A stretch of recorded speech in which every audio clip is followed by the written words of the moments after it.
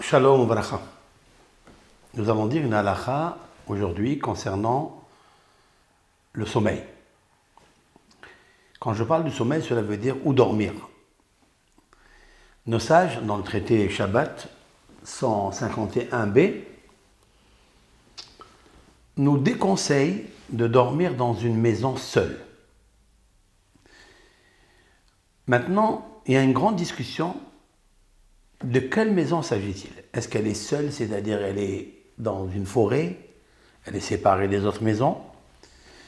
Comme ça, explique, d'après certains, le Gaon de Vilna. Le Hazon Ish, c'est un rave très compétent et on peut compter bien sur lui. Hazon Ish a dit qu'il n'y a aucune différence si la maison elle est seule dans une forêt ou si elle est à côté d'autres maisons. Il est strictement interdit, d'après la halakha de la Gemara, de dormir dans une maison seule. Quelle est la raison de la Gemara? Le Talmud nous dit que celui qui dort dans une maison seule, ohasto lilit, la fameuse force négative féminine qui brouille le cerveau et le cœur de l'homme dans les appétits sexuels, il existe cette force-là. Moi, je l'appelle la Sheda, c'est-à-dire le démon femme, un démon femme, féminine. Ce démon-là, eh bien, il s'attaque à un homme qui dort seul. Le Talmud ne dit pas si c'est un homme ou une femme. Eh bien, toute personne ne doit pas dormir seule dans la maison, car elle lui provoque des pollutions nocturnes, ou bien elle peut lui provoquer de faire une avéra très grave. Car cette force négative, lorsque une personne est seule, quel est le décodage qu'il y a ici? Lorsqu'une personne se trouve seule, elle a peur. Et justement, cette force négative, elle s'attaque à ceux qui ont peur. Et comme la personne a peur, elle se trouve seule. Cette force négative vient lui proposer quelque chose, une association de délices, de ta'anouk, d'un plaisir éphémère de la nuit. C'est la raison pour laquelle nos sages nous ont écartés de cela. La même chose, il n'est pas bon qu'un homme, une personne, mange énormément la nuit. Car, dit le Talmud, que manger énormément peut amener l'homme à fauter.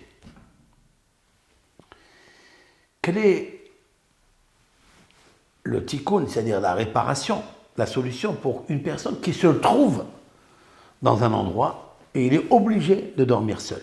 Il doit faire quoi? J'ai trouvé dans le Meiri c'est un rabbin qui a vécu au XIIIe siècle, Rabbeinu Menachem Meiri, dans son commentaire sur cette Gemara, il dit il doit étudier soit le Talmud, il étudie le Talmud, la Gemara, s'il est au niveau. Aujourd'hui, elle existe en français aussi, il peut la lire, passer 1 ou 2 heures avant de dormir dans l'étude de la Gemara. Ou bien, il pratiquera la lecture du schéma avec une grande ferveur. Car le Talmud a dit dans le traité Brachot que toute personne, avant de dormir, qui lit le Kriyat Shema, la lecture du schéma, avant de dormir, c'est comme s'il tenait un couteau à double tranchant et il tue les forces négatives. Ça veut dire quoi? Ça veut dire que le fait de venir dormir la nuit amène des ennuis à l'homme. C'est toutes les forces négatives qui viennent l'entourer et ils le remplissent de mauvaises pensées.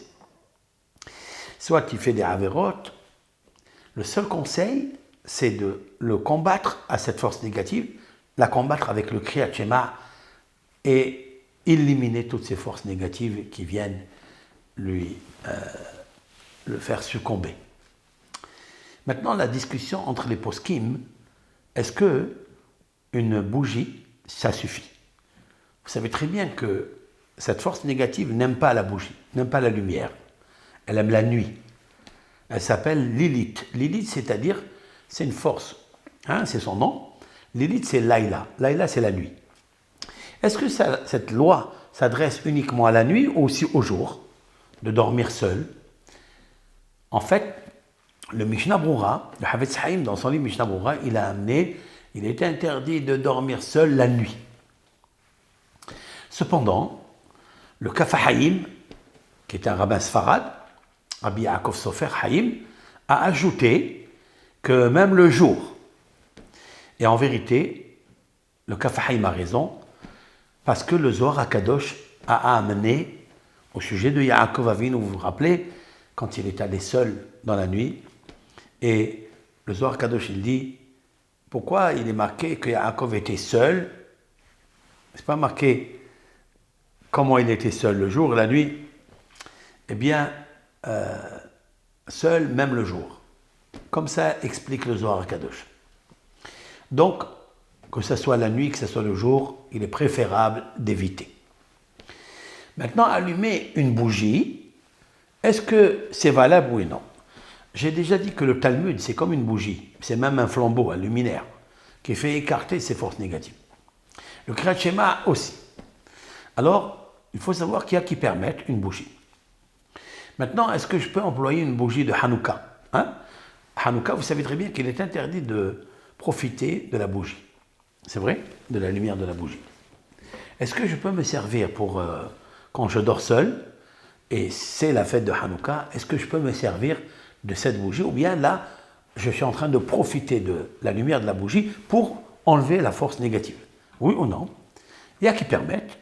Cependant, le Hazon Ish, lui, ce Rav, il a écarté totalement qu'on ne peut pas profiter, d'après la halakha, même de la bougie. Mais, ce n'est pas tout le monde qui peut suivre ce que dit le Hazon Ish.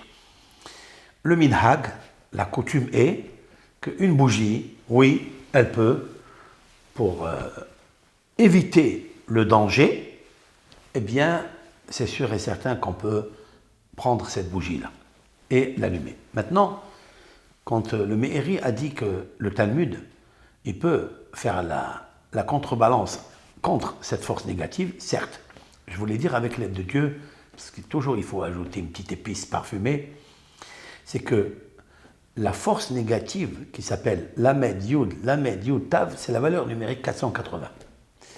Et Talmud, Taf, Lamed, Mem, Vav, Dalet, Talmud, c'est aussi 480. Ça veut dire qu'il n'y a que le Talmud, l'étude de la Torah, qui peut contrecarrer cette force négative. Donc, il faut savoir que l'étude de la Torah, elle protège de tout. Soit pendant que tu l'étudies, même quand tu t'arrêtes et tu dors, eh bien, elle continue à te protéger parce que la lumière du Talmud est une lumière très, très spéciale. Cette lumière-là, elle a des forces exceptionnelles pour combattre les mauvaises pensées de la nuit. Kol Tov Lachem.